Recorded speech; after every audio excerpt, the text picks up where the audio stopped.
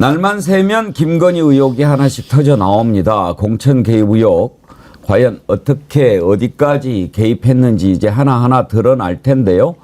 뉴스토마토에 이어서 서울의 소리가 오늘 밤에 관련 의혹을 공개한다고 합니다. 예고 영상을 일단 띄웠던데 그걸 한번 보실까요?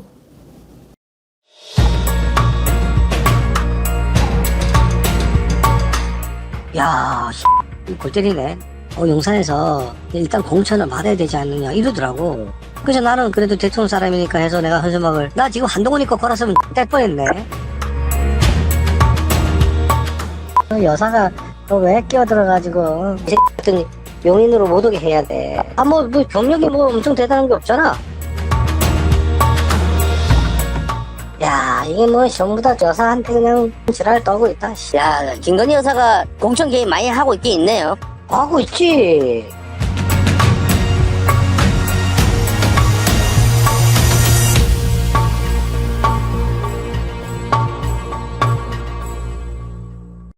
오늘 밤 9시에 서울의 소리하고 저널리스트라고 하는 채널이 있나요? 이건 제가 처음 들어봤습니다.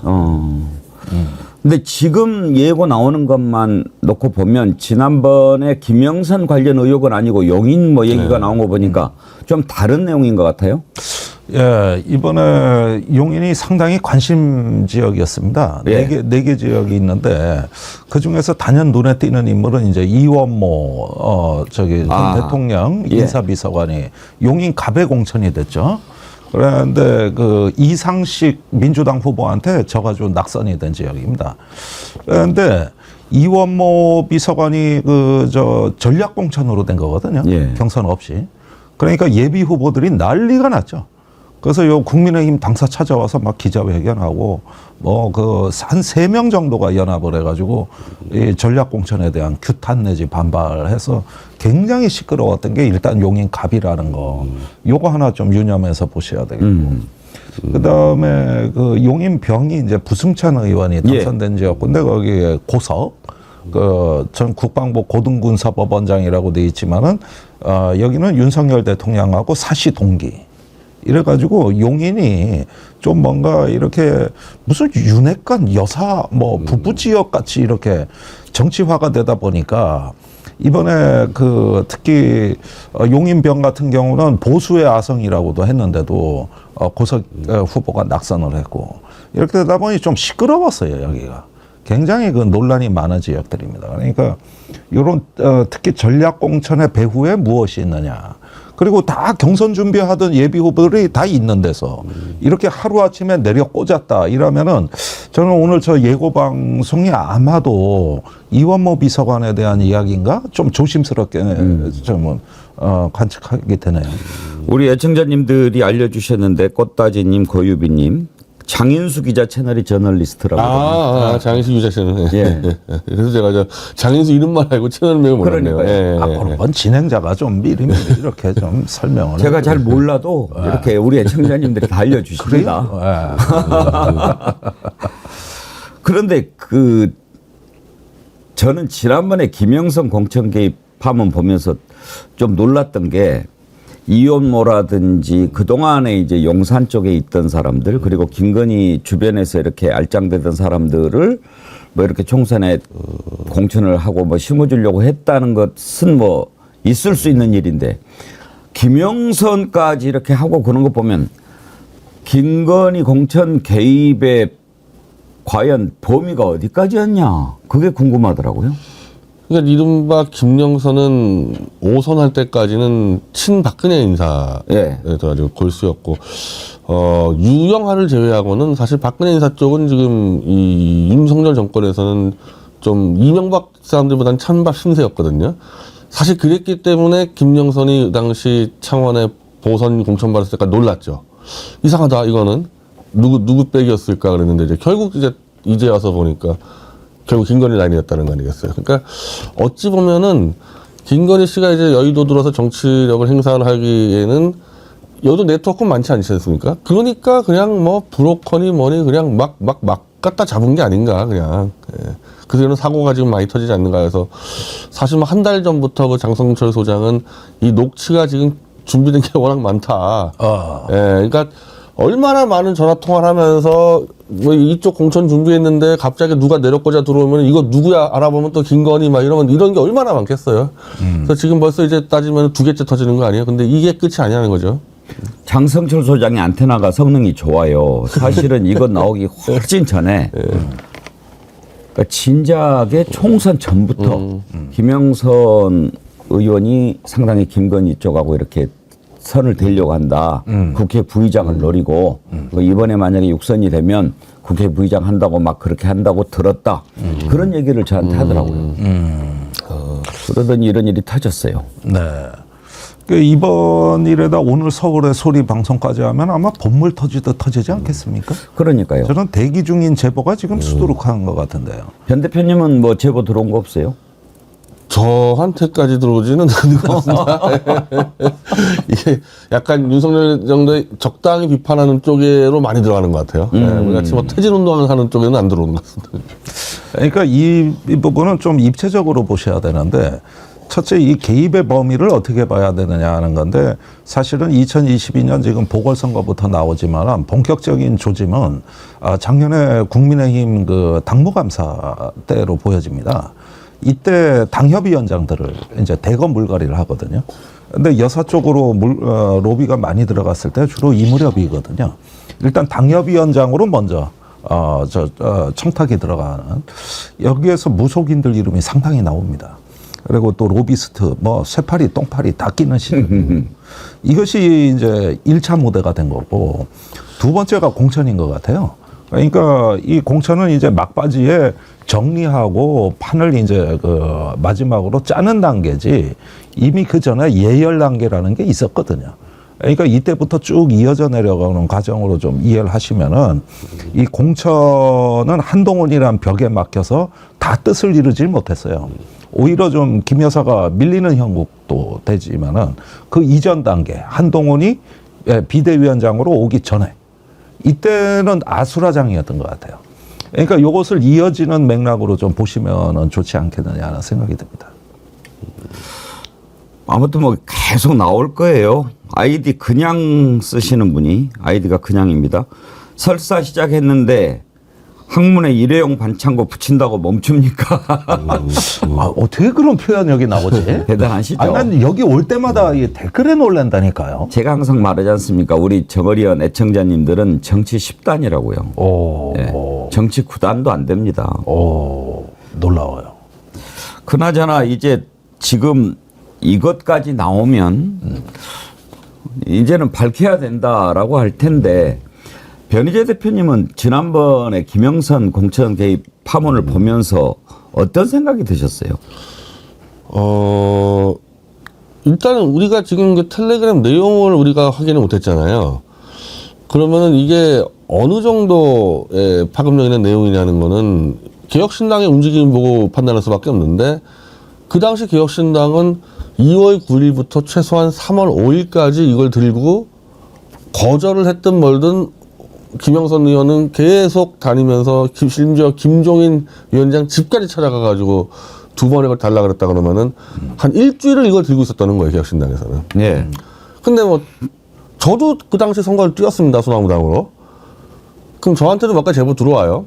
그럼 제보라는 게 선거 뛸 때 들어오면은 그걸 보고 빨리 판단해가지고 킬시켜야지 그걸 지고 있으면은 그 선거운동 어떻게 합니까, 그거를. 그걸로 비교했을 때는 저는 개혁신당 정도의 그때 당시 개혁신당이 원내 진입이고 확실시 됐던 정당 아닙니까? 그런 정도 정당이 한 일주일 들고 있었다면은 그건 내용이 된다는 얘기죠. 그거는 충분히.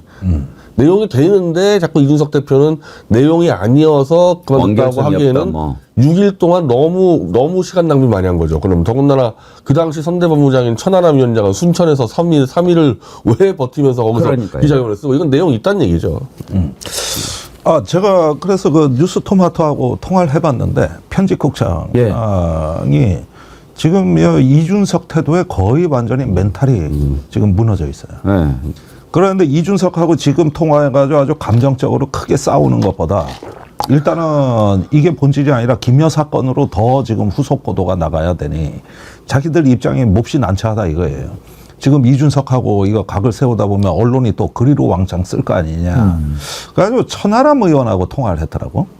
그랬는데 천하람 의원이 그 칠불사에서 이준석 대표가 2월 29일 날 이제 서울로 상경을 하고 2박 3일을 더 남아서 김영선 의원하고 기자회견문을 쓴 판사자로 돼 있거든요.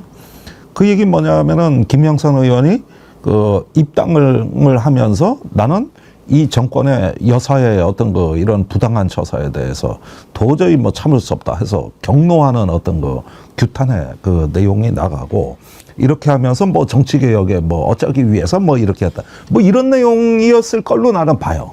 그리고 이건 굉장히 중대한 내용이었을 거란 말이에요. 그때 아마 천하람 의원이 그 개혁신당의 뭐 총괄본부장, 선대본부장, 네, 선대본부장. 그런데 이제 선거가 코앞인데 선대본부장이 그러니까 2박 3일 그때 더 있었다 그러면 전날까지 해가지고 3박 4일을 절간에 머물렀다는 얘기인데 이게 선거의 핵심 의제기 때문에 머물러 있었던 거 아니에요? 그렇죠. 그 바쁜 시기에. 거기에 이틀간 더 있었다라고 하는 것은 설명이 안 되죠. 예, 그리고 또 한 가지가 그 칠불사에서 이런 어떤 기자회견문을 쓴다 하고 어떤 구상을 할 때가 김영선 의원이 아직 그 김해에서 컷오프 발표 전이에요. 그러니까 미리 알고서 한 거란 말이에요. 이제 곧 컷오프 당한다. 그러니까 이것도 미리 알고 명태균 씨하고 와가지고 천하람 의원하고 뭔가 입장을 이제 발표하는 걸 쓰는 건데 이게 굉장히 중요합니다. 무슨 얘기냐면은 국민의힘에서 컷오프 발표가 나기 전에 탈당을 해서 성명을 발표해야 되는 거예요. 이게 발표가 난 뒤에 폭로를 하게 되면은 저기서 공천 못 받으니까 튕겨져 나와서 이게 어떤 자의반 타의반이구나 이렇게 되지만 그 발표 전에 이거를 터트려야 이게 수수성이 있는 것이죠. 그거는 창원 의창에서 김해로 쫓겨갈 때하고 똑같은 스토리야. 그때도 의창에서 밀려나니까 그거 발표하기 전에 미리 서둘러서 막 기사 내고 녹취록 쭉 나오지 않습니까? 그래서 자청해서 격전지로 간다. 이렇게 모양을 꾸몄는데 방법이 요번 총선에서 똑같이 나오는 거죠. 그래서 국민의힘 컷오프 발표 전에 일단 거사를 일으키겠다 이런 생각을 했던 것 같고 그런데 이걸 갖다가 거기서는 다 준비를 해왔는데 서울에 와서 당 주변하고 이제 다 상의를 해보니 너무 리스크하다. 너무 리스크해서 그리고 지금 막 그때 창당한 지 얼마 안 되는 당에 이게 정체성과 이미지에 좀 뭐 여러 가지 흠이 날 것 같다는 이런 반론과 부정적 여론들이 좀 있었던 것 같고 우선 김종인 공천관리위원장이 이건 안 된다고 얘기를 했던 것이죠. 그러니까 이걸로 한 일주일 가까이를 말하자면 개혁신당은 크게 출렁였던 겁니다. 이걸 총선의 메인 의제로 존재감을 과시하는 그 의제로 쓰느냐 안 쓰느냐 이런 고려를 했던 거거든요. 사실은 그때 개혁신당이 어려웠어요. 뭐 어떨 땐 하루에 수천 명씩 탈당자가 나오고 그 서울역 앞에서 귀성 인사할 때 유호정 의원하고 같이 했다가 이제 정당이 아주 위신이 땅에 떨어져 있던 때니까 다시 한번 이걸 붐업을 시키는데 혹시라도 이 김영선 폭로를 어떠면은 좀 전략적으로 고려할 만한 거 아니냐 이런 생각도 해본 거 아니냐고 저는 보여지는데요. 근데 일단 컷오프 됐다는 것 사전에 정보를 빼는 것도 쉽지가 않습니다. 그렇죠. 네. 대충 설만으로는 못 빠져나와요. 왜냐하면 될 가능성이 있기 때문에. 그러면 이거는 사전에 100% 컷오프 됐다는 걸 알았다는 거잖아요. 그렇죠. 그럼 이거는 아주 상층부 정도 공천권을 완전히 쥐고 있는 사람한테 듣지 못하면은 뭐 흔히 말하는 경우 있어요. 너 당신 컷오프 될 것 같으니까 빨리 나오라는 그런 제안들이 많은데 근데 그 미련 때문에 안 나가지 않습니까? 혹시나 될 것 같아가지고. 근데 김영선 쪽은 이미 알았고 명태균의 어제 쪽 설명 보면은 김건희한테 전화했다는 거 아니에요? 명태균 전화해서 어떻게 된 거냐 했더니 나는 힘이 없어 이랬다는 거 아닙니까? 그러면은 최소한 김건희나 그 비슷한 주의 사람들은 다 미리 알고 컷오프 될 거를 알려주고 항의하고 이런 과정이 있었다는 거 아니에요? 그럼 여기까지만 봐도 일단 김건희 여사가 꽤나 깊이 개입했다는 게 드러나는 거고요. 그리고 이 개혁신당의 그 행보에서요. 2월 29일 날 이게 칠불사 만나고 이준석 대표가 3월 1일 날 서울 올라와서 논의를 한 다음에 김종인 위원장이 펄펄 떠서 위험하다 안 된다는 그게 3월 1일이고요. 3월 2일 날 이준석 대표가 화성 을에 출마 선언을 합니다. 그때까지 지역구를 결정 안 하고 있었어요. 그러면은 29일부터 제가 볼 때 3월 5일 정도까지 개혁신당이 이걸 쥐고 있었는데 그 타이밍에 윤석 대표는 지역구를 정했고요. 3월 5일 날 국힘당이 화성을에 이준석 대항마를 꽂는데 그것도 굉장히 관심거리였거든요. 왜냐하면 국힘당은 이준석 저격수 내보내겠다고 계속 공언하고 있었단 말이에요. 그 누가 될까 했는데 화성을 출마를 결정하고 국힘당과 화성을에 삼성전자의 평연구원을 내보냅니다. 그러니까 약체 중에 최약체라고 봐야지. 아마 국힘당 전 지역구에서 최약체일 겁니다. 반대로 그 지역구의 민주당에서는 현대차 CEO가 나왔잖아요.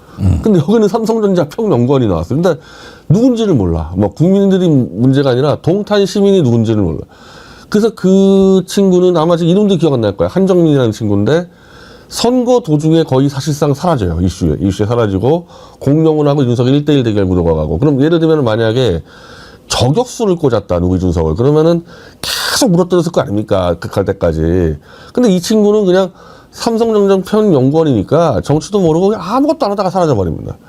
그래서 저는 그걸 의심하는 게 이걸 들고 대통령실하로 거래쳤을 수도 있다. 개혁신당에서는. 이거 우리가 안 받는다. 안 받겠다 해가지고 저쪽에서는 국힘당에서 굉장히 최악차를 꽂아주고 이런 식의 거래였을 수도 있다는 거예요. 오. 상당히 고단수 정치. 아, 그거는 상당히 좀 신박한 분석인데요. 역시 변 대표님 아니면 할 수 없는 아니 그때 분석이네. 당시 제가 너무 최악차일 거라서 그게 이상했거든요. 좀 이상했어요. 네, 그때는 이제 저격수를 꽂아야 되거든요. 오히려 이제 그때 적극적으로 해석하는 측에서는 다른 사람, 오히려 올드한 사람 붙이는 것보다는 새로운 정치인, 새로운 사람 붙이는 게 더 타격이 클 거다. 그래서 저렇게 공천을 했을까 했는데 사실은 약체였죠. 아니 보수의 정서는요. 보수 쪽에서는 일단 커리어를 좀 진보 정치보다 훨씬 더 중시적입니다. 이런 커리어들을. 근데 커리어가 없어 이 친구는 거기에 비해서는. 그러니까 예를 들면 삼성전자 CEO를 꽂았으면 얘기 다르죠 전혀. 그렇죠. 근데 총상이 나왔고, 근데 제가 그때 예상했던 거는 이준석을 그냥 죽기 살기로 물어뜯는 강경 보수 스피커를 꽂았을 때 제일 위험했었거든요. 근데 그 한정민 후보는 이준석을 아예 공격을 안 했습니다. 아예. 그런 구도도 예. 있을 그러니까 법한데요. 이제 화성하고 오늘 이제 폭로되는 걸 좀 봐야 되는데 그 용인 쪽은 훨씬 더 엽기적인 것 같아요. 제가 보기에는 이게 폭발력이 조금 더 커 보입니다. 예. 그런데 일단은 누가 봐더라도 인사비서관은 김건희 여사 사람이란 건 뭐 공지의 사실 아닙니까? 예. 이원모 비서관. 그리고 이 이원모 비서관을 통해 가지고 집권 초기에 그 제2부속실보다 더한 위세를 김건희 여사가 휘둘렀다는 거는 뭐 세간의 인식이니까 이게 전략 공천이 될 때 그 배후가 누구냐. 이런 점들에서 좀 유심히 봐야 될 것 같고, 이렇게 보면 김건희 여사는 이 공천의 설계사입니다. 그러니까 자꾸 개입이다 뭐다 얘기를 하는데 그건 제3자가 권한 없는 사람이 간섭을 하는 걸 개입이라고 하는 것이고, 지금 김건희 여사의 위치를 보면은 이 정권의 설계사이자 또 공천에 대해서는 본인의 권리이자 의무라고 생각하는 멘탈이에요. 그러다 보니까 오래전부터 이건 다 준비됐던 건데 의외로 여기에서 한동훈이 좀 버틴 것 같아요. 그렇게 되면서 차질을 빚은 것이고, 여기에서 김건희 여사가 그때부터 한동훈 대표하고는 이건 뭐 감정적 앙금이 거의 관계 파탄까지 가게 됩니다. 그래가지고 총선 이후부터 계속 불거지거든요, 그냥. 그러니까 홍준표 대구시장이 그 냄새를 맡고 계속 한동훈 저격을 해왔고, 그리고 또 윤석열 대통령을 홍준표 시장이 만날 때 부부 동반으로 만났거든요. 거기에 김건희 여사가 주로 말을 많이 했다는 건데 거의 대부분이 한동훈 비대위원장 이야기였다. 뭐 이런 에피소드가 계속 지금 쌓이고 있단 말이에요. 그러니까 여기에서 총선에서의 어떤 지분 경쟁이 결국은 한동훈, 김건희 관계를 파탄으로 이끌고 오늘날의 당정 갈등으로도 연결되는 거 아니냐. 이렇게 보면은 이 여사의 역할은 단순히 어떤 외부 인사의 어쩌다 공천 개입 수준이 아니라는 거예요. 그것이 아니라 자기가 설계자라고 보는 거거든요. 또 하나 이제 궁금한 게 6,300만 원. 그 돈이 명태균 씨한테 전달이 됐다는 거 아닙니까? 이것도 좀 상식에 어긋나는데 대체로 보면 김영선 의원이 후보가 될 가능성이 있는 상황이니까 오히려 그쪽으로 돈이 들어가는 게 정상인데 이건 오히려 김영선 쪽에서 명태균한테 6,300만 원이 갔다. 이건 어떻게 봐야 될까요? 그게 이 시점이 정확히 언제인지 모르겠는데 일단 그 재보선 차원 공천 자체가 예상 바뀌었단 말이에요. 예. 어떻게 김영선이 거기서 공천받지? 그게 이제 명태균 씨가 작업했다는 거 아니에요? 예. 그럼 대가성일 가능성이 크죠. 일단 그 자체가. 예. 그리고 당연히 이제 차원 공천을 명태균과 김건희 라인으로 받았으면은 다음번에도 당연히 명태균 라인을 움직인다 그러면 돈이 글로 들어가는 게 맞는 거죠. 그러니까 김영선 쪽이 이제 반박하는 거는 빌려준 돈을 갚았다 그러는데 글쎄요. 아니, 항상 아니, 제가 보기에는 이것도 뭐 추론입니다. 근데 대체적인 구도를 보면은 재보선이 끝나고 명태균은 김영선 의원을 만들기 위해서 돈을 지출을 했다는 얘기예요. 그런데 이걸 갖다가 후에 뭐 여론조사 비용도 있을 거고 뭐 광고 비용 뭐 여러 가지 이런 것들을 갖다가 정산을 해줘야 되는데 회계 책임자가 이 부분에 대한 소명을 제대로 못한다고. 사실은 명태균 씨한테 돈이 갈 수도 있는 거예요. 그런데 증빙 서류가 있고 거기가 선거 여론조사 뭐 광고 대행하니까 돈 받고 했으면 되는 겁니다. 근데 이게 거의 1억 가까운 돈이 소명이 안 됐다는 거고 선관위에서는 이걸 지적하면서 추가 자료 요구를 한 거라고. 그런데 계속 자료를 안 낸 거예요. 그러니까 작년에서야 이제 고발이 된 거죠. 그러니까 고발은 작년 11월인가 이래 돼 있는데 이때까지도 선관위하고 계속 기싸움을 하면서 이 돈의 지출에 대한 소명을 못 하니까 그러니까 선관위에서 회계 책임자를 이제 고발한 거고 그게 올해 1월에 지역신문에 난 거예요. 그래서 검찰에서 뭐 하고 있다고. 이게 일어나서 계속 들고 있다가 검찰이 이 시점에서 또 터뜨렸어요. 이 시점에서 이제 수사하겠다고. 그러니까 한마디로 지금 명태균, 김영선 입막음용을 일단 터뜨리는 좀 성격이 보이죠. 그런 면도 있고. 그런데 이번에 이제 이게 사건이 되니까 언론에서 뒤늦게 지역 언론 기사를 찾아내기도 했죠. 그렇게 해서 좀 키운 측면도 있고. 이렇게 보면은 어떻게 보면은 김영선 의원의 선거의 모든 건 명태균 씨가 알아서 다 해준 것 같습니다. 공천에서 선거 운동까지. 그렇게 되니까 이 비용이 복잡해진 거예요, 이게. 이런 수상한 자금 흐름이 있으면 검찰이 당연히 들여다봐야 되는데 지금 아무런 움직임이 없지 않아요. 그러면 이제 전반적인 그림을 그려봤을 때 이번 총선은 아까 김종대 의원님 말씀하신 대로 김건희가 설계를 했고 그다음에 그 설계를 명태균이 하청을 받아가지고 이렇게 했다. 이렇게 봐야 될까요? 그러니까 적어도 영남 지역 어떤 경남에 국한돼서는 어떤 일종의 김건희 여사와 모든 면의 소통이 가능한 하나의 어떤 행동대장 내지는 지역 설계자 이런 정도라고는 보여지고 또 그쪽에 지금 뭐 국민의힘의 유력 정치인들하고는 대부분 선이 다 있고 이렇게 되니까 뭐 큰 손 이렇게 얘기하는데 저는 설계자가 맞다고 봐요. 그런가 하면 오늘 터지는 서울의 소리를 보면은 또 경기 쪽엔 누가 또 있는 건지 이런 부분들 봐야죠. 그러니까 김건희가 어디까지 개입했는가 이제 하나하나 드러날 텐데 지금 한동훈과 뭐 윤석열 또 한동훈과 김건희 뭐 하는 거 보면 이번에 나갈 때도 보면은 눈도 안 마주치잖아요. 들어올 때도 그랬어요. 들어올 때도 추경호 원내대표하고 이상민 그 행안부 장관하고는 악수도 하면서 얘기도 하는데 한동훈 대표는 그냥 뻘쭘히 이렇게 악수만 하고 휙 지나가잖아. 그리고 일부러 이렇게 김건희가 한동훈을 안 쳐다보는 게 이렇게 느껴지는데 냉랭하게 너 나한테 그렇게 했지. 그러니까 지난번에 원희룡하고 이렇게 붙었을 때도 문자가 막 나오고 그랬던 것처럼 이렇게 보면 뭔가 공천 과정에서 한동훈한테 자기가 좀 입김을 행사하고 싶었는데 한동훈이 좀 몇 개를 안 받아준 것 같아요.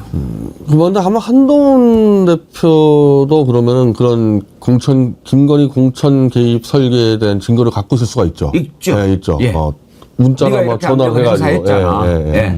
그래서 사실은 윤석열 쪽에서 한동훈을 함부로 제거를 못하는 부분도 이걸 쥐고 있어서 그런 게 아닌가 그래요. 그래서 이번에 약간의 좀 하나 이 사건이 있었는데 이 청담동 술자리 있지 않습니까? 유탐사에. 그게 사실은 이 언론이 하도 이 보도를 검찰편에서 그런데 한동훈이 완전 코너에 몰린 사건이거든요. 그러니까 한동훈이 청담동 술자리에 안 갔다는 걸 입증을 못 해가지고 10월 달에 민사선고에서 한동훈 패소가 확정적인 상황에서 검찰이 억지로 갑자기 기소를 해들어갔다면 중앙지검이. 그러니까 엄밀히 말하면 윤석열 정권의 검찰이 한동훈을 도와준 건데 그런 부분들이 한동훈이 윤석열 약점도 쥐고 있고 뭐 같이 뭐 검찰 때 같이 했던 것도 이러다 보니까 갈등 관계 있어도 함부로 서로 제거 못하는 뭐 제 표현대로 얘기하면 이제 범죄 공동체가 이거다. 변 대표님은 지금도 청담동 술자리 의혹이 저는 팩트라고. 그 자료를 제가 다 검토했어요. 예. 그러니까 딴 게 문제가 아니라 한동훈이 그날 그 술자리에 안 갔다는 증거를 내놓으면 되는데 법원이 내놓으라고 요구하고 있거든요. 2년째 못 내놓고 있어요. 그 자리 자체가 있었다는 것은 확인이 됐습니까? 그 자리가 있었다고 다르게 설명을 했는데 이제 검찰 쪽에서는 한 6, 7명 정도의 자리였다. 30명이 아니고. 30명은 아니고. 그리고 한동훈은 없었고 뭐 이세창하고 6명 정도가 있었다 그랬는데 그 술집 주인이 최근에 들어와서 이거 없었다. 거짓말이었다. 이래가지고 이것도 지금 경찰 조작 수사라고 난리나고 있거든요. 그 상황에서 갑자기 중앙지검이 고소를 하겠다고 나왔기 때문에 한동훈 도와주러 들어간 거죠. 중앙지검이. 첼리스트도 지금 사실이 아니라고 얘기해요. 거기는 말이 너무 많이 바뀌어서 일단은 법원에서는 그 친구 말은 의미가 없다. 너무 많이 바뀌었기 때문에. 그래서 이제 물증으로 하겠다 그러는데 그러니까 제일 쉬운 게 술집 주인하고 한동훈이에요. 그러니까 술집 주인이 그날 이 술집 자리가 없었다라는 증거, CCTV 이런 것들 경찰이 가져갔거든요. 근데 안 내놔. 그리고 한동훈은 뭐 법무부의 뭐 근무 일지 그리고 뭐 차량 운행 일지 등등 제출 다 요구했는데 안 내놔요. 이러니까 민사에서 한동훈이 위험했던 상황이죠. 아니 천공 사건하고 똑같네. 천공 사건도 앞으로 안 나가잖아. 기소가 안 되는 게. 여긴 그래도 뭐 검찰이 그렇게라도 했다는데. 근데 지금 이번에 검찰이 기소 안 했으면요. 10월에 이제 한동훈이 유탐사를 10억 걸리지 않았습니까? 이 사건이 패소가 확정적이었는데 일단 검찰이 기소한다 그러니까 아마 선고가 미뤄지겠죠. 언제쯤 이런 것들이 다 좀 백일화에 드러나게 될까요? 지금 이런 게요, 한 몇십 건 내는데, 이걸 그냥 계속 아래 똘 빼서 윗돌 맞고 밑돌서, 이게, 내일 터져도 저는 뭐, 문제 없다고 생각해요. 그 정도로 지금 쌓여있어요, 쌓여있어. 지금 이제 국회가 이렇게 김건희 총선 개입 의혹까지 포함해서 특검법을 발의를 했는데, 뭐 또 거부권 행사하겠죠. 거부권 행사하면 어떻게 될까요? 그 내용을 한번 짚어보도록 하겠습니다.